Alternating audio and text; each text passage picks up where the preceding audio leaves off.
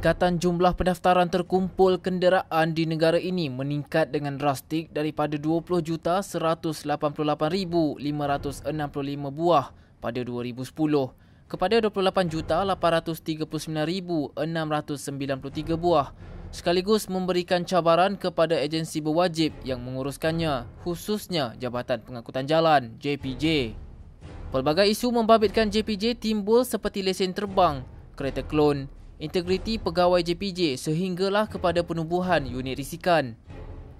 Cafe Ahad minggu ini berpeluang menemubual Ketua Pengarah JPJ Datuk Syahrudin Khalid yang sebelum ini bertugas di Suruhanjaya Pencegahan Rasuah Malaysia SPRM untuk merungkai persoalan berlingkar sekitar agensi berkenaan.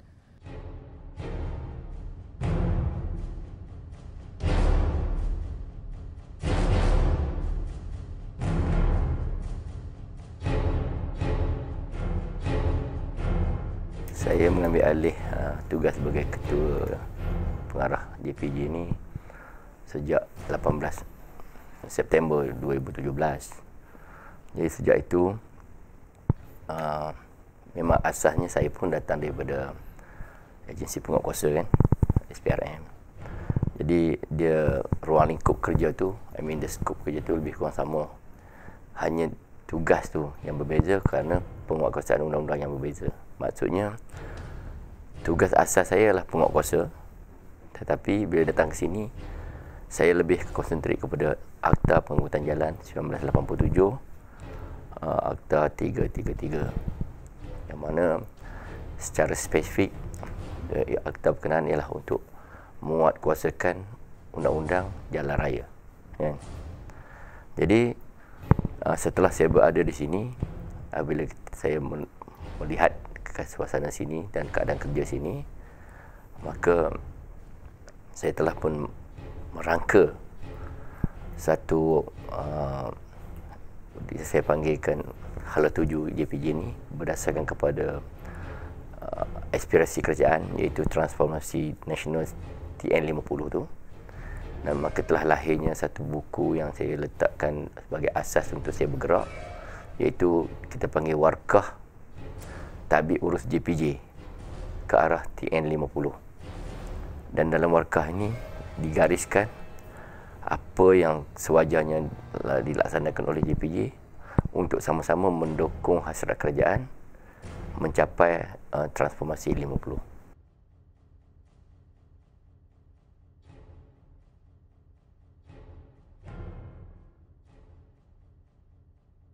Asal usul saya tentang jabatan yang menguatkuasakan integriti di kerajaan Malaysia ni, tidak semestinya saya kena bawa yang tu. Sebenarnya saya elemen integriti ni sebenarnya perlu ada dan sedia ada di semua jabatan kerajaan, dan tidaklah perlunya kita membawanya kerana asas-asas yang perlu ada telah pun ada di JPJ. Hanya penguatkuasaan untuk elemen integriti ini yang perlu kita pertekankan. Dan dalam soal ini saya pun tidak maulah orang salah faham bahawa datangnya saya untuk membetulkan integriti JPJ. Tak. Sebenarnya saya nak membawa JPJ ini ke arah yang lebih cemerlang dalam semua aspek, termasuk integriti pegawai, integriti sistem dan prosedur dia, dan juga semua sekali elemen-elemen yang perlu ada di JPJ ini supaya JPJ dilihat sebagai satu agensi yang lebih cemerlang dan lebih mudah didekati oleh masyarakat apabila berhubung dengan masyarakat. Jadi soalan yang mengatakan bahawa saya bawa elemen-elemen itu katanya tak tepat, sebab semua agensi jabatan kerajaan perlu ada elemen integriti itu.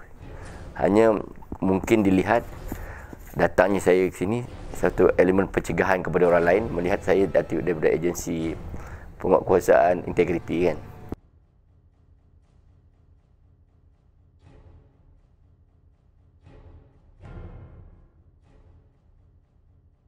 Dalam bekerja di mana-mana pun cabaran tetap sama dalam agensi kerajaan ni. Pertama, kita melihat cabaran dalam konteks itu memahami kerja itu sendiri. Pertama, ya, sebab ini bidang yang di luar tugas asal. Untuk memahami kerja ni, untuk memahaminya kita terpaksa memahami aspirasi kerja itu sendiri, akta-akta yang terlibat, dan juga siapa stakeholders yang terbabit dengan hal ini. Di samping dalamannya dengan jabatan pegawai-pegawai itu sendiri.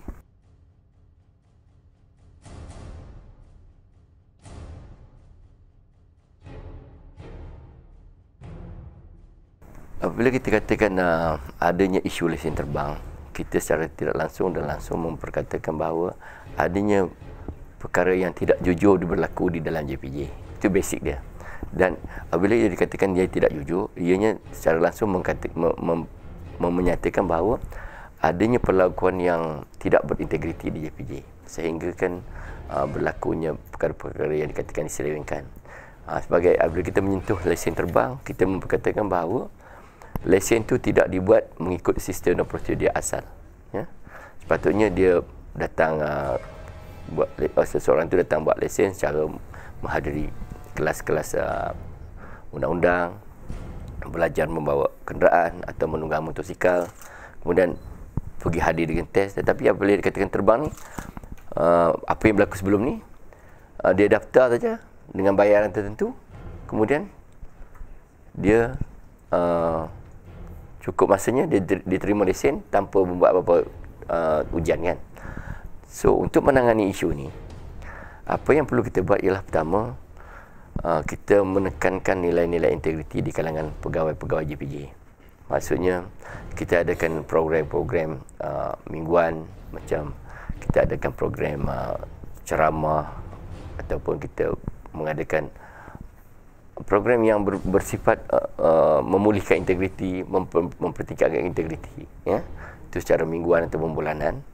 Kedua, kita juga memperingatkan nilai integriti ni supaya sentiasa ada di kalangan pegawai-pegawai dan kaki tangan JPJ.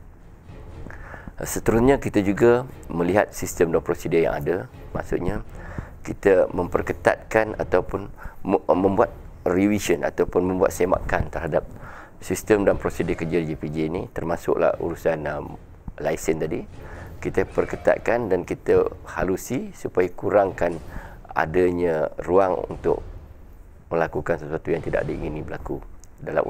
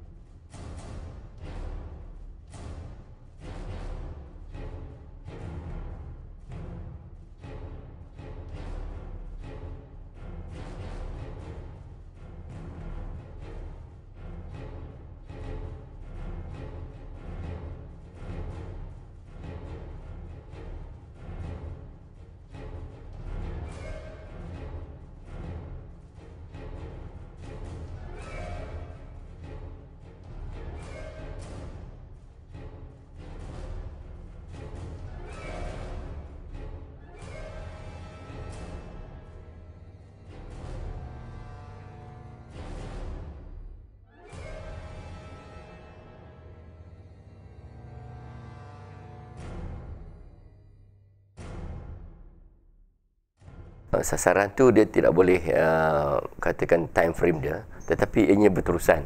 Kata bayaran semua. So sekarang tak perlu kita bawa cash. Kita kata pakai apa, automation kan, pakai online. And then di masa yang sama juga kaunter-kaunter kita akan permudahkan, banyakkan tidak payah cash.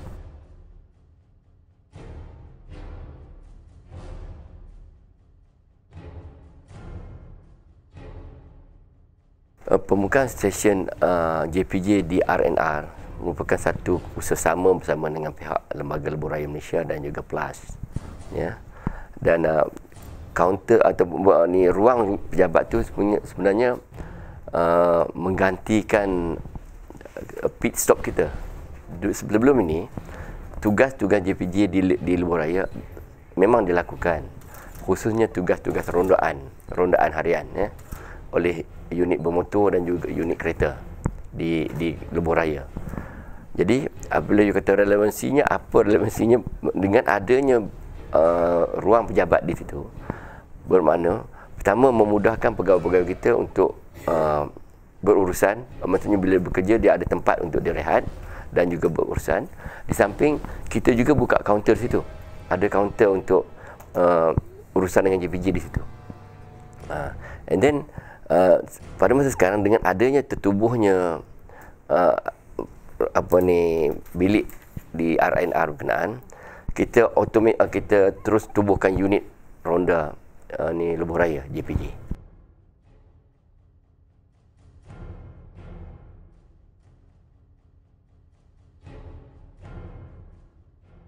Sindiket kelun ni memang nak katakan sukar untuk ditangani because dia berterusan, masih ada.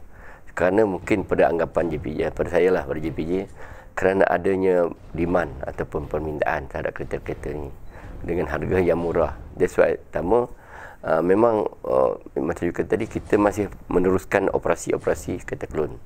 Dan operasi-operasi ni juga dilakukan secara en-boss juga dengan agensi-agensi lain, termasuk dengan immigration. Kita buat sebab kita takut ada pemandu-pemandu asing yang bawa, kan? And then sebab kuasa kita terhadap kenderaan, pemandu itu immigration akan uruskan, dan juga polis kita akan buat. Memang kita operasi ini berterusan. Hanya kita tidak kata war-warkan secara khusus kerana tindakan ni tidak kata bermusim. Kita teruskan juga kerana benda ni masih terus berlaku.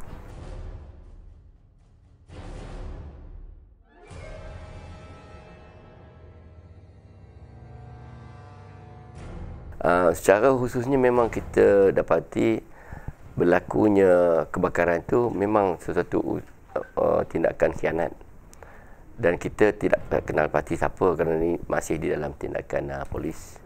Dan apa yang diberitahu ianya melibatkan 2 kereta kelun, kereta Volvo, kan.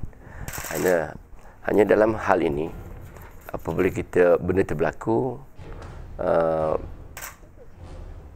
pihak JPJ merasakan sesuatu yang wajar dipertimbangkan supaya peningkatan urusan keselamatan pejabat sedang buat.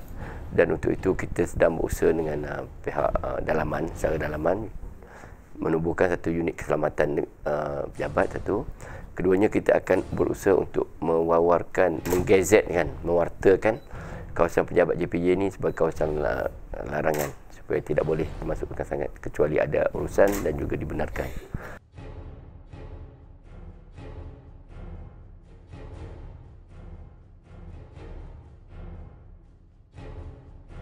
Salah satu tugas JPJ ialah untuk melihat ketidakpatuhan kepada sistem prosedur dan undang-undang jalan raya. Itu basic dia. Dan salah satu yang berlaku di jalan raya ialah orang tak patuh arahan atau tak ikut undang-undang. Jadi kadang-kadang tindakan oleh pengguna jalan raya ini dia berlaku bermusim dan berlaku mengikut tempat tertentu. Unit ini akan bergerak terlebih dahulu, dan apabila dia keluar, dia akan memberikan laporan kepada bahagian penguatkuasa untuk tindakan selanjutnya.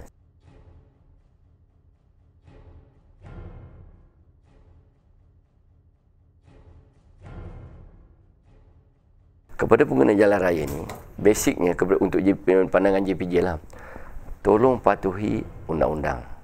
Kerana undang-undang tu memang tujuannya untuk mendidik dan mencegah sesuatu yang tidak diingini berlaku di jalan raya.